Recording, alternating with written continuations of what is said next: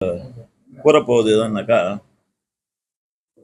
புதுச்சேரி திமுகவினர் காங்கிரசுக்கு உற்ற தோழனாக இருக்கிறார்களா, இல்லை பிஜேபிக்கு பி டீமாக தொடர்ந்து செயல்பட்டுக் கொண்டிருக்கிறார்களா என்பதை பற்றியும், அதே நேரத்தில் புதுச்சேரியில் இருக்கும் திமுக அறவேக்காடுகள் சில நேரங்களில் என்னை விமர்சனம் செய்வதாக கூறிக்கொண்டு தவறான தகவல்களை திமுக அமைப்பாளராக இருக்கும் சிவா அவர்களின் பேச்சை கேட்டு அவர்கள் செயல்படுவது, அவர்களுக்கு ஒரு கருத்தை சொல்ல உங்களிடம் விழுகிறேன். புதுச்சேரியில் இன்னைக்கு பார்த்தீங்கன்னாக்கா இருக்கிற திமுக தலைமையும் ஏற்கனவே இந்த திமுக தலைமையும் ஒப்பிட்டு பாருங்க. ஏன்னு கேட்டீங்கன்னா, திமுக தலைமை என்பது ஒரு ஆள சிறந்த ஆண்மைத்தன்மையுடன் விளங்கியவர்கள் இந்த புதுச்சேரி மண்ணில் அமைப்பாளராக இருந்தார்கள். அப்படிப்பட்டவர்களில் புதுவை சிவம் என்ற சிவபிரகாசம், மாஸ் அதாவது எம்ஏ சண்முகம், அதுக்கு அடுத்தது டிஆர், அப்புறம் ஜானகிராமன் மற்றும் எம்ஏ சுப்பிரமணியம், அதுக்கு அடுத்தது பண்பட்ட தலைவராகவும் படித்தவராக எஸ்பி சிவகுமார் போன்றவர்கள்லாம் இந்த திமுக இருந்தாங்க. ஆனா இன்றைய திமுக எப்படி இருக்குதுன்றத நான் சில நேரத்தில் விலக்கி சொல்ல வேண்டிய கடமையில் இருக்கிறேன். இன்றைக்கு இருக்கிற திமுக தலைமையில் இருக்கிற நமது சிவா அவர்கள் எப்படியெல்லாம் அவரை வளர்த்துக் கொள்வதற்கென்றே தனி ஒரு கூட்டத்தை வைத்துக் கொண்டு செயல்படுகிறார் என்பதை நான் உங்களுக்கு விலக்கி சொல்ல வேண்டும். 2016 சட்டமன்ற தேர்தலில் திமுக காங்கிரஸ் கூட்டணி ஆட்சி அமைச்சது. அப்ப 50க்கு சேர்மானா பதவி ஏற்றுன்னு ஒரு வளங்கொழிக்க ஒரு துறையை கையில் வச்சுக்கின்னு காங்கிரஸ் கூட பயணிச்சிருந்தார். ஒரு கட்டத்தில் அவருக்கு தேவைக்கு மீறி சில செய்திகள் நடக்கலன்னு உடனே அந்த காங்கிரஸ் அரசாங்கத்தை வன்மையா, அதுவும் தகாத முறையில் கூட நினை கூட்டணி தர்மத்தை மீறி பல வழிகளில் அவரு விமர்சனம் செஞ்சது எல்லாருக்கும் தெரியும். அது காங்கிரஸ்காரங்க மறந்துருக்க மாட்டாங்க. இப்படிப்பட்ட இவர் என்ன விமர்சிக்கிறன்ற பேர்ல அவருடைய தரம் தாழ்ந்த செயலுக்கு நான் ஒரு உதாரணம் சொல்றேன். குறிப்பா இன்னைக்கு கோர்ட் அவர் மேல பல விதங்கள்ல அவர் மேல வழக்கு தொடுக்கிறதுக்கு ஆர்டர் போட்டுனே இருக்குது. ஏற்கனவே உங்களுக்கு தெரியும், லங்கப்பிள்ளை வீதியில ஒரு இடத்த ஆக்கிரமிக்கிறதுக்கு உள்ள போய் அந்த என் தொகுதி சேர்ந்தவர் தான் அவர் கணேசன் சொல்லிட்டு அவரை துஷ்பிரயோகமா வெளியேற்ற முயற்சி பண்ணது. அது அவர் போலீஸில் புகார் பண்ணியும் திரும்ப அவருக்கு நியாயம் கிடைக்கலன்னு சென்னை நீதிமன்றத்துக்கு சென்று அதன் மூலமா கோர்ட் ஆர்டர் பெற்று வழக்கு போட வச்சுக்கிறார். அடுத்தது என் தொகுதியை சேர்ந்த எங்க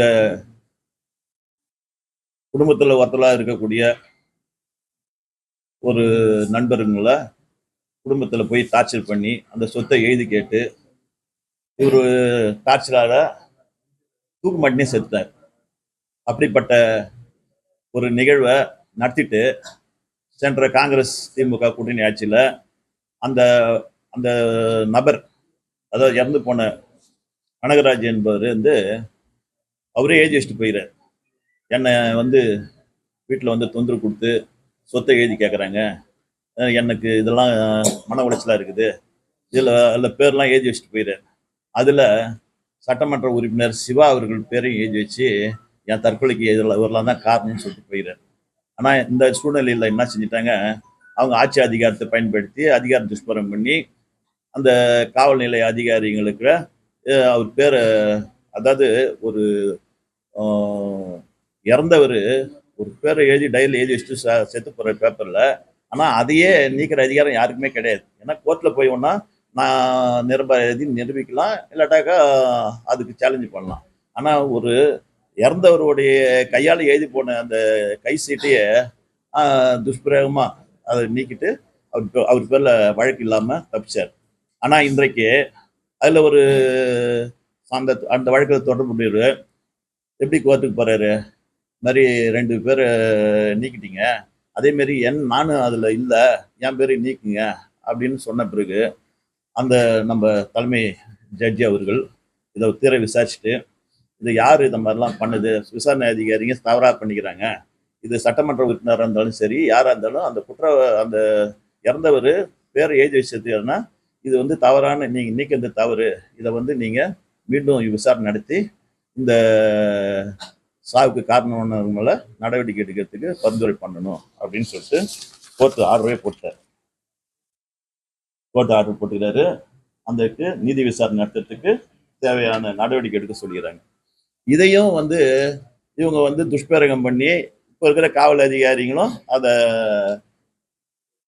தவிர்த்தாங்கனாக்கா, என் தொகுதியில் இருக்கிற இறந்தவருக்கு நீதி கேட்டு நான் பல கட்ட போராட்டம் நடத்துவேன். ஏன்னு கேட்டீங்கன்னா, இது வந்து கோர்ட்டே சொல்லிக்குது. ஆனா இவங்க வந்து நீக்கிறதுக்கு யாருக்கும் அதிகாரம் இல்லை. இருந்தாலும் அதை இப்பயும் அதை மாதிரி செய்யக்கூடாதுன்றத இது உங்க வாயிலா தெரிவிச்சுக்கிறேன். அதே நேரத்துல இந்த அதாவது இப்படிப்பட்ட பல தவறுகளையும் புரட்டுகளையும் செஞ்சு தனது கட்சியை வளர்க்காம தன்னுடைய சொத்துக்களை வளர்க்கறதுக்கு மட்டும்தான் அவர் வந்து இன்னைக்கு காங்கிரஸ் கூட கூட்டணி வச்சுன்னு காங்கிரஸுக்கு துரோகம் இழைக்கிறார். காங்கிரஸ் துரோகம் இழைக்கிற செய்தியெல்லாம் நான் சொல்லட்டுங்களா? அதாவது 2010 தான் நான் சொல்லிட்டேன், பிப்டிக் சேர்மனா இருந்தார். ரெண்டாவது வந்து அந்த கட்சியை எங்கெங்கெல்லாம் விமர்சனம் பண்ண முடியுமோ அங்கெல்லாம் விமர்சனம் பண்ணிட்டு ஒரு கட்டத்தில் 2021 தேர்தலுக்கு அந்த கட்சி ஆட்சிக்கு வராத அளவுக்கு பண்ணது யாருன்றது இந்த காங்கிரஸ்காரங்களுக்கு தெரியும். இப்படிப்பட்ட சூழ்நிலையில் இவர் வந்து என்ன செய்யறாரு, இப்போ ஒரு சிட்டிங் சீட்டெல்லாம் காங்கிரஸோடைய சிட்டிங் சீட்டு பல தொகுதிகளில் கேட்டு பெறாரு. ஆனால் காங்கிரஸ் வந்து என்னை வந்து உருளம்பேட்டை தொகுதியில் நீங்கள் நில்லுங்க, நாங்கள் வந்து பல சிட்டிங் சீட்டை விட்டு கொடுத்துட்டோம், எனக்கு உருளம்பேட்டை தொகுதி உங்களுக்கு வாங்கி தரேன் அப்படின்னு சொல்லிட்டு என்கிட்ட அவங்க கேட்குறாங்க. அப்போ நீங்கள் ஒதுக்கின்னு வாங்க, உங்ககிட்ட நான் நிற்கிறேன்னு ஒரு காலத்தில் சொன்னேன். சொன்னதன் விளைவு என்னன்னாக்கா, உடனே காங்கிரஸ் கட்சியில் எனக்கு சீட்டு குத்துற போகிறாங்கன்னு உடனே அவர் தூது விட்டாரு. எனக்கு எப்படி தூது விட்டாரு, நான் ஒன்றா வெளி தொகுதிக்கு போயிடுறேன். அதுக்குள்ள அவருக்கு ஒரு செட்டப் தெரிஞ்சு போச்சு. எப்படின்னாக்கா, நமச்சிவாயம் அவர்கள் பிஜேபியில் சேர்ந்த பிறகு அவர் என்ன செஞ்சாலும் மண்ணாடி கோட்டுக்கு போகிறதுக்கு தயாராகிறார். இதை வந்து இவங்க 2 பேரும் பேசிக்கிறாங்க. எப்படி பேசிக்கிறாங்க, நான் வந்து உனக்கு இங்கே விட்டு கொடுக்குறேன், எனக்கு வில்லியனூரில் உனக்கு விட்டு கொடுக்குறேன் அப்படின்னு பிஜேபி பேசுகிறாங்க. அங்கே திமுக நிற்குது, எனக்கு பிஜேபிக்கு அங்கே விட்டு கொடுங்க. இவங்க 2 பேரும் கள்ள உறவு வச்சுக்கின்னு இந்த சீட்டை அவங்களுக்குள்ள பரஸ்பரம் பேரம் பேசிக்கின்னு மாற்றிக்கிறாங்க. அதில் ஒரு கட்டமாக காங்கிரஸ் இந்த தொகுதியை கேட்குதுன்னு உடனே இதில் ஒரு என்கிட்ட ஒரு பேரம், நான் ஒன்றா விட்டு கொடுக்குறேன், திமுகவில் சேர சொல்லுங்க, அது திமுகவில் சும்மா சேரக்கூடாது, அதுக்கு ஒரு அமௌண்ட்டு கொடுத்துட்டு அந்த அமௌண்ட்டு நீங்கள் கொடுத்தீங்கன்னா உங்களுக்கு அந்த சீட்டை நீங்கள் அண்ணன் போஸ்ட்டாக ஜெயிக்கலாம் அப்படின்னு என்கிட்ட தூது வருது. அது தூது போனவங்களாம் யாருன்றது நீங்கள் உங்களை தகவலை விசாரிச்சா தெரியும். அதை நான் அவங்க பேரை சொல்ல விரும்பல. அவங்களும் ஒரு முக்கியமான சட்டமன்ற உறுப்பினர், அதனால அவங்களாம் வந்து நான் வெளிக்காட்டேன். ஏன்னா இவருக்கோசம் அவங்களாம் அவ்வளோ வேலை செஞ்சாங்க. ஆனால் அவங்களே அதான் அவங்களே வந்து மீறி எதிர்கட்சி தலைவர் அவங்களாம் விட்டுட்டு இவர் வாங்கி போனதும் அது ஒரு சுயநலம் அப்படின்ற ஒரு இடத்துல தான் என்ன செய்யறாங்க, காங்கிரஸ் கேட்கக்கூட, காங்கிரஸுக்கு விட்டு கொடுக்காத அந்த தொகுதியும் யார் ஜெயிச்சாலும் தோத்தாலும் பரவாயில்ல, ஆனால் காங்கிரஸ் ஜெயிக்கக்கூடாதுன்ற எண்ணத்தில் அந்த தொகுதியை வந்து விட்டு கொடுக்காத வேற ஒருத்தரை போட்டு தோக்கடிச்சாங்க. உங்களுக்கு தெரியும்.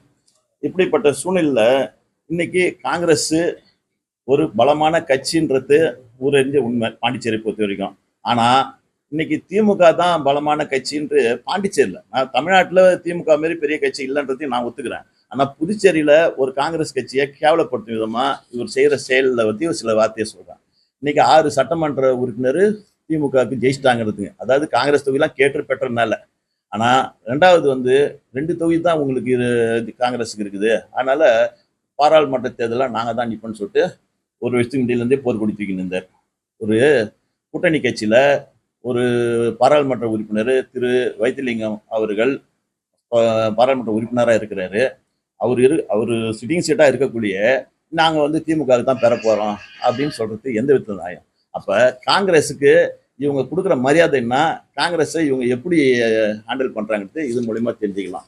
அப்ப கடைசி நாள் வரைக்கும் காங்கிரஸை விமர்சனம் பண்ணின்னு இதை மாதிரி தான் இருக்கிறாங்க. இந்த உதாரணத்துக்கு சொல்ல போனா சாரண அவைத்தடல ஒரு மீட்டிங் நடத்தினாங்க. அந்த மீட்டிங்ல தமிழக அமைச்சர் ஒருத்தர் அந்த வச்சுக்கின்னு என்ன சொல்றாரு, இந்த மாதிரி ஒரு கட்சி வேலையே செய்யாம சீட்டுக்கு எடுக்கணும் மட்டும் ஒரு கட்சி இருக்குன்னா அது காங்கிரஸ் கட்சி தான் அப்படின்னு சொல்லிட்டு ஒரு கூட்டணி தர்மத்தை மீறி ஒரு கட்சி விமர்சனம். அப்ப காங்கிரஸ் கட்சி இவங்க கூட எப்படி பயணிக்குது, இதை எப்படி புதுச்சேரியில இருக்கிற தலைமையை ஏத்துக்கிறாங்க, இது தமிழக முதல்வருக்கு தெரியுமா தெரியாதா? ஒரு இவ்வளோ அலிகேஷன் இருந்தும் இப்படி ஒரு தப்பான அபிப்பிராயத்தை இன்னைக்கு தேர்தலில் எப்படி வந்து இன்னைக்கு கூட்டணி கட்சியை வச்சுன்னு ஒரு தேர்தலை சந்திக்க போறாங்க. இன்னைக்கு காங்கிரஸ் பின்னடைவு சந்திக்குதுன்னா அது வேற யாரும் கிடையாது, திமுகவுடைய பாரதிய ஜனதாவுடைய பி டீமா செயல்படுற ஒரு தன்மையால் தான். அதனால தான் வந்து இன்னைக்கு இப்படி ஒரு நிலைமைலாம் நடக்குது. அதாவது உங்களுக்கு தெரியும், அதுக்கு ஒரு உதாரணம் திமுக இளைஞர் அணி பொறுப்பாளராக இருந்தார் யூனிசர். அவர் தான் வந்து இந்த பி டீமா அவர் செயல்படுறதுக்கு முக்கிய காரணமா இருந்தார். அவர் திரு நமச்சிவாயம் அவர்கள்கிட்ட பேசி இந்த மாதிரி நான் சிவா அவர்களை நாங்கள் கூட நிற்க வைக்கிறோம், நீங்க உங்களுக்கு அங்க எல்லா வேலையும் நாங்கள் உங்களுக்கு பண்ணி கொடுக்குறோம், 2 பேரும் பரஸ்பரம் நீங்க ஒத்துக்குன்னு இங்க ஜெயிக்கிறத பாருங்க அப்படின்னு சொல்லிட்டு அந்த ரகசியெல்லாம் தெரிஞ்சு அவரு கொஞ்சம் மேற்கொண்டு அவர்கிட்ட கொஞ்சம் உரிமையை எதிர்பார்த்ததுனால அவரே வந்து முடக்கிட்டு அவர் கட்சியை விட்டு போற அளவுக்கு ஆக்கினார். அதனால திமுக காரெல்லாம் நான் சொல்லிக்கிறது என்னன்னாக்கா, சிவாவுடைய ஆதிக்கத்துல அடிப்படையாதவங்க திமுக இருக்க முடியாதுன்ற நிலைமை தான் இன்னைக்கு புதுச்சேரி திமுகவா இருக்குது. அதே நேரத்தில் காங்கிரஸ் இதை உணர்ந்து அவங்களுடைய நிலைப்பாட்டில் கொஞ்சம் உறுதியாக இருக்கணும். ஏன்னா திமுகவை நம்பியே அவங்க அரசியல் பண்ணி நிற்கிறது இல்லை. நாங்களாம் ஒரு கட்டத்தில் பொதுநல அமைப்பு இதெல்லாம் வந்து ஒரு சில ஆலோசனை பண்ணதில்லை. நம்மளால ஒரு தாக்கம் ஏற்பட்டுறக்கூடாது அப்படின்ற நிலையில், ஏன்னா பிஜேபி எதிர்த்து முதல் அரசியல் பண்ணுறோம் நம்ம தான். என்ன கேட்டாக்கா 2021 தேர்தலில் பிஜேபி கூட என்ஆர் காங்கிரஸ் கூட்டணி வைக்கிறாருன்னு தெரிஞ்ச உடனே ஆளா வெளியே வந்தவன் நான் தான். இவங்க என்னன்னாக்கா, என்ன போய் பிஜேபி விட்டு வெளியே வாங்க, அப்புறம் நீங்க மக்கள் பத்தி பேசலாம் நீங்க அப்படின்னு சொல்றாங்க. நான் எப்ப வந்து பிஜேபி கூட்டணி ஆட்சிக்கு சப்போர்ட்டா இருந்தேன், அதான் இன்னைக்கு என்ஆர் காங்கிரஸ் வெளியே வந்ததே நான் பிஜேபி கூட என்ஆர் காங்கிரஸ் கூட்டணி வச்சதுன்ற ஒரே நோக்கத்துல தான். அப்படி இருக்குள்ள இந்த திமுக இருக்கிற அறவேக்காடுங்கள நான் கேட்டுக்கிட்டுலாம் என்னன்னாக்கா, நான் வந்து எப்பயுமே திமுக சாப்பிடல. உங்களுடைய அமைப்பாளர் பல தொழில்களுக்காக, பல மறைமுக தொழிலுக்காகவும் பினாமி தொழிலுக்காகவும் இந்த அவர் பிடிமா செயல்படுது. ஏன்னா அவர் வந்து எந்த செயலையும் பாருங்க, நீங்க மதுபான கொள்கை அதை பத்தி ஏதாவது ஒரு வாய் திறக்கிறாரா? இவ்வளவு டிஸ்லரி எப்படி கொடுக்குறாங்க? இன்னைக்கு தண்ணி இல்லைங்க, குடிக்க தண்ணி இல்லை.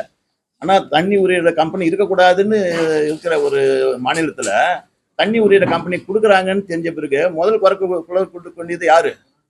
இப்படிப்பட்ட இடத்துல இருக்கிற கொண்டிய ஒரு எதிர்கட்சி இன்னைக்கு மக்கள் மத்தியில எந்த ஒரு போராட்டத்தையும் முன்னெடுக்காத, நான் பொதுநல அமைப்புகளோட சேர்ந்து சில கோரிக்கைகளை, அதான் மாநில தகுதி போன்ற கோரிக்கைகளை நாங்கள் வலியுறுத்தி இன்னைக்கு மக்கள் வந்து விழிப்புணர்வு ஏற்படுத்த பிறகுதான் இன்னைக்கு சட்டமன்றத்தையும் சரி பொதுவெளியிலும் சரி எதிர்வலிக்குது. இன்னைக்கு நான் இன்னொன்று சொல்லிக்கிறேன், தமிழ்நாடு முதலமைச்சருக்கு என் நன்றியை தெரிவித்துக் கொள்கிறேன். ஏன்னா அவர் அந்த பாராளுமன்ற தேர்தல் அறிக்கையில இன்னைக்கு என்ன சொல்லிக்கிறாங்க, புதுச்சேரி மாநில தகுதி பெறத்துக்கு நாங்கள் உறுதியளிக்கிறேன்னு சொல்றாரு. இதை நான் வரவேற்கிறேன். ஆனா இதுவே வந்து இன்னொரு செய்தி என்னன்னாக்கா, இது கடந்த ஒரு நிறைய தடவை பாராளுமன்றத்தில் கூட்டணி கட்சியா இருந்துக்கிறாங்க.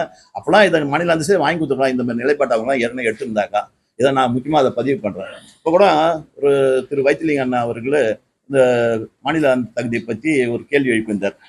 அப்போ என்ன சொல்லியிருந்தாரு, இது சம்பந்தமாக கேள்வி கேட்கல, இந்த புதுச்சேரி மாநில தகுதி கிடைக்குமான்னு, அதுக்கு இப்போ சாத்தியம் இல்லை அப்படின்ற ஒரு பதில் வந்தோடனே, இன்னைக்கு 39 பாராளுமன்ற உறுப்பினர்கள் நம்ம பாராளுமன்றத்தில் புதுச்சேரி தமிழ்நாடு இந்த கூட்டணியில் இருக்கிறாங்க. ஆனால் அவங்களாம் என்ன செஞ்சுருக்கணும், இதுக்கு ஏன் முடியாதுன்னு ஒரு குரல் கொடுத்துருக்கணும். அப்படிப்பட்ட நிகழ்வுலாம் நடத்தாத இன்னைக்கு தேர்தலுக்கோசம் சொல்கிறாங்க. ஆனால் அதை உண்மையாக நான் வரவேற்கிறேன். முதல்வருக்கு, தமிழ்நாடு முதல்வருக்கு எனக்கு நன்றியை தெரிவிக்கிறேன். ஆனால் புதுச்சேரியில் அதே முதல்வருக்கு புதுச்சேரியில் திமுக நடத்த சில நாடகத்தை அவர் நேராக கண்காணிக்கணுன்றது இதன் வாயிலாக கேட்டுக்கொள்கிறேன். ஆனால் இன்னைக்கு புதுச்சேரியில் ஒரு நல்ல ஒரு சூழ்நிலை உருவாக்கணும்னாக்கா தமிழ்நாடு புதுச்சேரி இருக்கிற அரசியல் கட்சிகள் சேர்ந்து பயணிக்கணும். அவங்க சேர்ந்து ஒரு மனநிலையில் பயணித்தாதான் இந்த புதுச்சேரி மக்களுக்கும் மாநில மக்களுக்கும் நல்ல ஒரு நிகழ்வு நடக்கும். இதன் மூலமா உங்களுக்குள்ள எல்லாருக்கும் நான் தெரிவித்துக் கொள்வது என்னன்னா, இன்னைக்கு புதுச்சேரியில் இருக்கிற திமுக கூட்டணியானது மிகவும் மாறுபட்ட ஒரு நிலை இருக்குது. அதை அவங்க திருத்தின்னு அவங்க மக்கள் பணி செய்யணுன்றது இதன் மூலமா தெரிவித்துக் கொள்கிறேன்.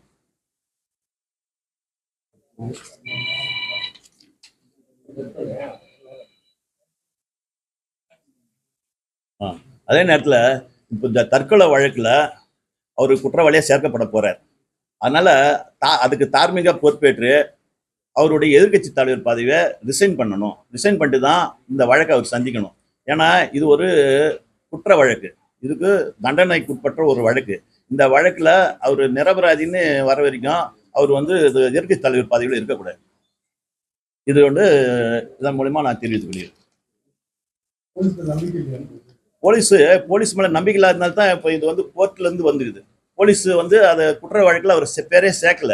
ஒரு மரணம் அடைந்தவர் ஒருத்தவங்க பேரை எழுதி வச்சுட்டு செத்த பிறகு போலீஸ் வழக்கு போட்டு தான் அது நீதிபதி தான் அவர் நிரபராதியா இல்லை குற்றவாளியான்றத நிரூபிக்கணும். வழக்கில் தான் தெரிஞ்சுக்கணும்.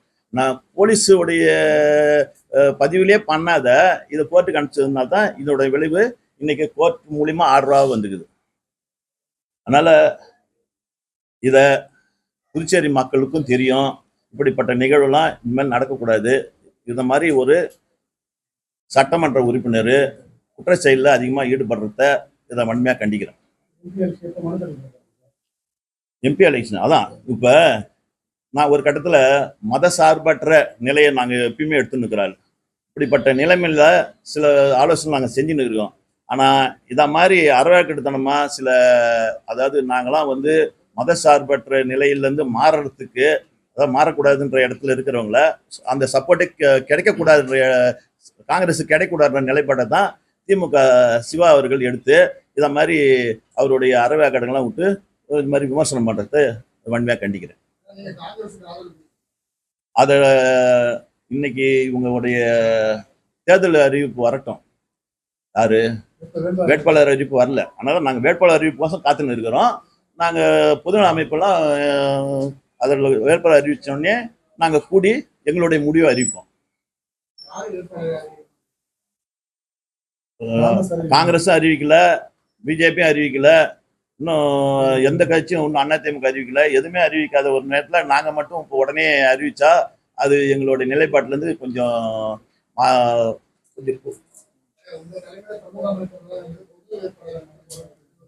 அது முடிவு இருக்குது. அந்த முடிவு அப்படியே இருக்குது. இன்னும் அதுக்கு நேரங்காலம் முடியல.